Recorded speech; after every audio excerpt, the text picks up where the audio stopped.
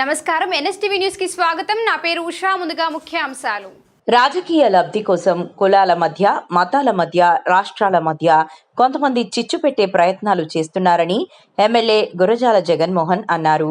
ఏ ఒక్క కన్నడ వారిని కించపరిచే విధంగా మాట్లాడలేదు అని అన్నారు. ఇటీవల ఒక సమావేశంలో ఎమ్మెల్యే గురజాల జగన్మోహన్ మాట్లాడుతూ బెంగళూరు, చెన్నై నగరాలలో పాలించేవారు సగం మంది చిత్తూరు వారేనని చెప్పారు. ఈ విషయాన్ని కొంతమంది కన్నడ వాళ్లు అభ్యంతరం తెలిపారని వార్తలు రావడం, దీనిపై ఎమ్మెల్యే స్పష్టం చేస్తూ రాజకీయ లబ్ధి కోసం రాష్ట్రాల మధ్య చిచ్చు పెట్టే వారి పట్ల అప్రమత్తంగా ఉండాలన్నారు. ఈరోజు పొద్దున చిత్తూరులో ఒక గుడి కుంభాభిషేక కార్యక్రమంలో పాల్గొన్న సందర్భంలో మన టీవీ ఛానళ్ళ జర్నలిస్టులు కావచ్చు, ప్రతినిధులు కావచ్చు, ఏదో ఒక వీడియోని మేము అనేక గ్రూపుల్లో లేదంటే ఫేస్బుక్లో, వాట్సాప్లో, ఇన్స్టాగ్రామ్లో చూడడం జరిగింది. దానిపైన మాకు కొంచెం వివరణ కావాలి అని అడగడం జరిగింది. సో నేను మీ అందరి ద్వారా మరొక్కసారి ఆ వీడియోని ప్రతి ఒక్కరు కూడా చూసిన వారు, నేను ఏదో ఒక ఓపెనింగ్ సందర్భంగా చిత్తూరు గురించి ప్రత్యేకంగా, అంటే ఎక్కడ కూడా ఇంకొకరిని లేదా ఇంకొక ప్రాంతాన్నో లేదా వ్యక్తులనో లేదా వాళ్ళ సంస్కృతినో లేదా ఇంకొకటో నేను ఏది కూడా విమర్శించకుండా మన చిత్తూరు వాళ్ళు బెంగళూరులో కానీ లేదా చెన్నైలో కానీ లేదా దేశమే ఈరోజు దేశ ప్రధాని సాక్షాత్తు నరేంద్ర మోడీ గారు కూడా మన చిత్తూరు వ్యక్తి అయిన మన నారా చంద్రబాబు నాయుడు గారు ముఖ్యమంత్రి గారిని అనేక సందర్భాల్లో పొగుడుతున్నారు. చిత్తూరు వారిని ఎవ్వరు కూడా కిరీటం పెట్టి పర్టికులర్గా ఫలానా అని చెప్పాల్సిన అవసరం లేదు. మనకి ఆ వాల్యూ ఉంది అనే ఒక సందర్భాన్ని తీసుకొని కొందరు, అంటే నాకు గిట్టని వాళ్ళ లేదా రాజకీయంగా, ఎందుకంటే నేను ఒక్క కర్ణాటకలో మాత్రమే కానీ ఇది జరిగి ఉంటే ఖచ్చితంగా అది వాళ్ళు అపార్థం చేసుకున్నారు కాబట్టి క్షమాపణ కానీ లేదా వాళ్ళు ఏం కోరితే దానికి సిద్ధంగా ఉండాను. ఎందుకంటే మనోభావాలు, మన రాష్ట్ర ముఖ్యమంత్రి గారు మాకు నేర్పించిన ఒక డిసిప్లైన్ కావచ్చు, మేము ఎవరిని కూడా ఎట్టుబడితే అటు మాట్లాడే ఒక అసభ్యకరమైన మాటలు కానీ ప్రవర్తనలు కానీ మేము ఎక్కడ కూడా ఏ ఎమ్మెల్యేలు కానీ ఏ మంత్రులు కానీ ఏ ఒక్క పార్టీ కార్యకర్త కూడా చేయము. నేను పదే పదే ఇది వరకు అనేక సందర్భాల్లో చెప్పిన, కన్న తల్లి ఆంధ్ర అయితే సాకిన తల్లి కర్ణాటక. నేను ఇక్కడ పుట్టి పెరిగిన కర్ణాటకకు పోతే అక్కడ ప్రజలు, ప్రాంతం నన్ను గౌరవించి నాకు అనేక రకాలుగా సహకరించి నన్ను ఈ స్థాయికి పెంచింది.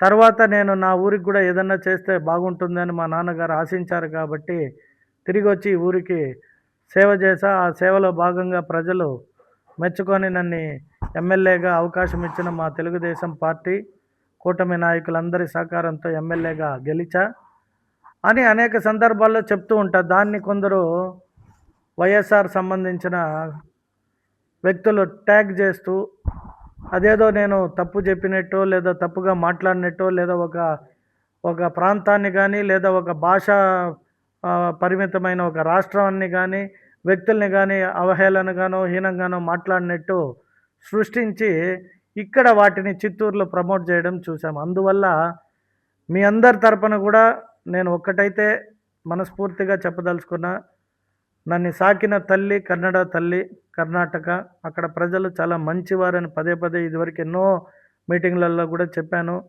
ఆదరించి అవకాశం ఇచ్చి ఇంతటోడిని చేశారు అని చెప్పాను.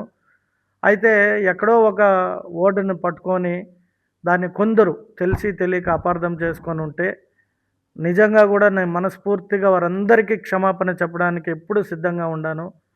నాకు అక్కడ వ్యాపారాలు ఉన్నాయి, అక్కడ ఆస్తులు ఉన్నాయి, ఇండ్లు ఉన్నాయి. 20-23 సంవత్సరాలు అక్కడే బతికిన వాడిని, ఇప్పుడు బతుకుతున్నా.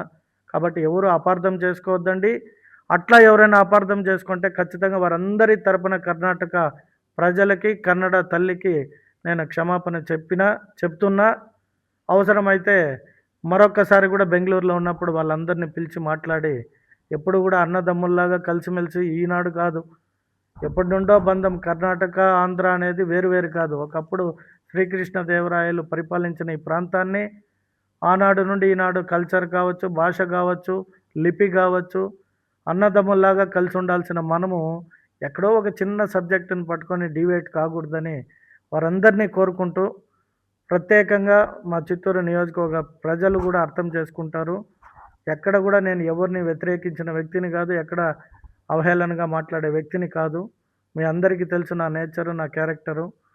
సో ఆ వీడియో ద్వారా ఎవరైనా మనసా బాధపడి ఉంటే ఖచ్చితంగా వారందరికీ క్షమాపణ తెలియజేసుకుంటూ, ఎందుకంటే మనకి ఎన్నో పనులు ఉన్నాయి, పని చేయాలి.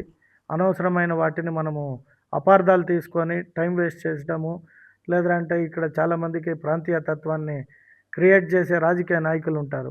అటువంటి నాయకులకి చెప్తున్న, చిత్తూరులోని కొందరు నాయకులకి, మీరు ఇంకిట్లా ఎన్ని చేసినా కూడా ప్రజలు నమ్మరు. ప్రజలు పని చేసేవాడికి ఎప్పుడూ సహాయపడతారు, తోడుంటారు. సో నేను చిత్తూరు ఎమ్మెల్యేగా ఏ రోజు కూడా ఏ వ్యక్తిని పర్సనల్గా కానీ, వ్యక్తిగతంగా కానీ, ప్రాంతాన్ని కానీ, కల్చర్ని కానీ ఎక్కడ కూడా ఇన్సల్ట్ చేసిన వ్యక్తిని కాదు. అన్నీ ఉంటేనే కలబోసి వాటన్నిటికీ మంచి అని చెప్పి పదే పదే ఎప్పుడూ చెప్తుంటా.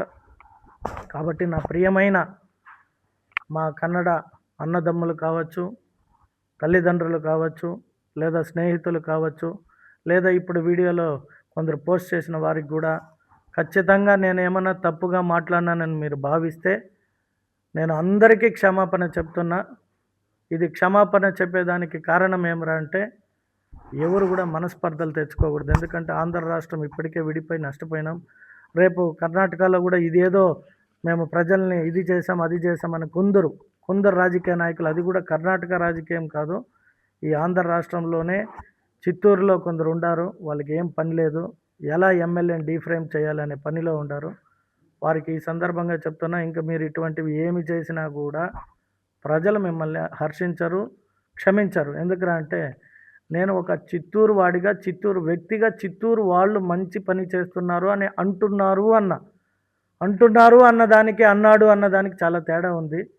మేబీ తెలుగులో ఆ స్పెల్ కావచ్చు, ఆ స్లాంగ్ కావచ్చు, కొద్ది ఏమన్నా వేరియేషన్ భావాలు ఉండి కొందరు హట్ అయి ఉంటే మరొకసారి కూడా వారందరికీ నేను క్షమాపణ తెలియజేసుకుంటూ సెలవు తీసుకుంటాను. Thank you. ఎక్కడ ఎఫ్ఐఆర్ కాదమ్మా, అది అక్నాలెడ్జ్మెంట్ అంటారు. ఎవరైనా పోవచ్చు. ఒక వ్యక్తిని ఇన్సల్ట్ చేసినామన్నా, లేదంటే there is a democratic values అంటారు. మీరు కూడా పోవచ్చు, నన్ను పలానా వ్యక్తి ఇలా అన్నాడు అని చెప్పి కంప్లైంట్ చేయొచ్చు. ఆ కంప్లైంట్ని స్వీకరించిన దాన్ని అక్నాలెడ్జ్మెంట్ అంటారు. సో అక్నాలెడ్జ్మెంట్ని తీసుకొని ఎఫ్ఐఆర్ అయిపోయిందని తప్పుడు ప్రచారం చిత్తూరులో చేస్తున్నారు. అది వారికి మంచిది కాదని తెలియజేస్తున్నా. మీకు అట్లా డౌట్ ఉంటే మీరు దాన్ని ఎంక్వైరీ ఆ నెంబర్ కొడితే మీకు తెలుస్తుంది, అది అక్నాలెడ్జ్మెంటా ఎఫ్ఐఆర్ అనేది. Right, thank you.